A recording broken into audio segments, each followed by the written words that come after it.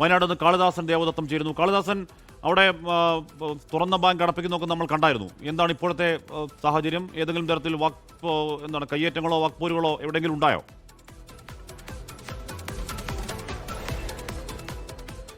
ഹാഷ്മി, വലിയ രീതിയിലുള്ള കയ്യേറ്റങ്ങളൊന്നും ഉണ്ടായിട്ടില്ല.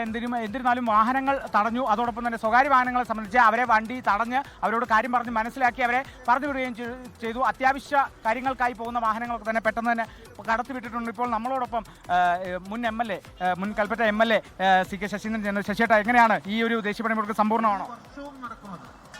ദേശീയ പണിമുടക്ക് BMS ഒഴികെയുള്ള ഇന്ത്യയിലെ ട്രേഡ് യൂണിയൻ പ്രസ്ഥാനങ്ങൾ ആഹ്വാനം ചെയ്തിട്ടുള്ളതാണ്.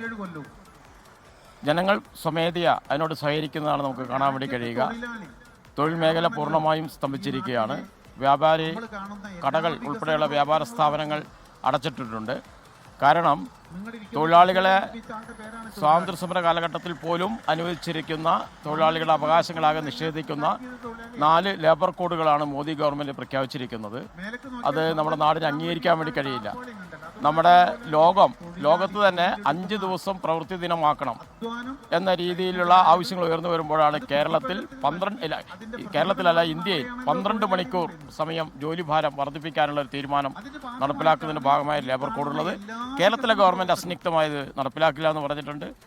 കേരളത്തിലെ ഒരു സവിശേഷത, കേന്ദ്ര ട്രേഡ് യൂണിയൻ എല്ലാം കൂടി ഒരുമിച്ചാണ് സമരം ചെയ്യുന്നതെങ്കിലും നിർഭാഗ്യവശാൽ രാഷ്ട്രീയ കാരണങ്ങളാൽ കേരളത്തിൽ INTUC-യും ST ഉൾപ്പെടെയുള്ള സംഘടനകൾ വേറിട്ട് നിൽക്കുകയാണ്. കർണാടക ഗവൺമെൻറ് ആവട്ടെ ഈ ലേബർ കോഡുകൾ നടപ്പിലാക്കാൻ മുന്നോട്ട് വരികയും ചെയ്യുന്ന വിരോധാഭാസപര കാര്യം നമുക്ക് കാണാൻ വേണ്ടി കഴിയും. അത്തരത്തിലുള്ള സാഹചര്യങ്ങളാണ്. എന്തായാലും ദേശീയ പണിമുടക്ക് മികച്ച രീതിയിൽ വിജയിച്ചു എന്ന് തന്നെയാണ് ശശിയേട്ടൻ CK ശശീന്ദ്രൻ മുൻ MLA വ്യക്തമാക്കുന്നത്. ലോകത്തെവിടെയായാലും ഏത് സമയത്തും 24 വാർത്തകളും ഓഗ്മെന്റഡ് റിയാലിറ്റി പാക്കേജുകളും എക്സ്പ്ലെയിനറുകളും വിശദമായി കാണാൻ ഞങ്ങളുടെ YouTube ചാനൽ നിങ്ങൾക്ക് സബ്സ്ക്രൈബ് ചെയ്യാം.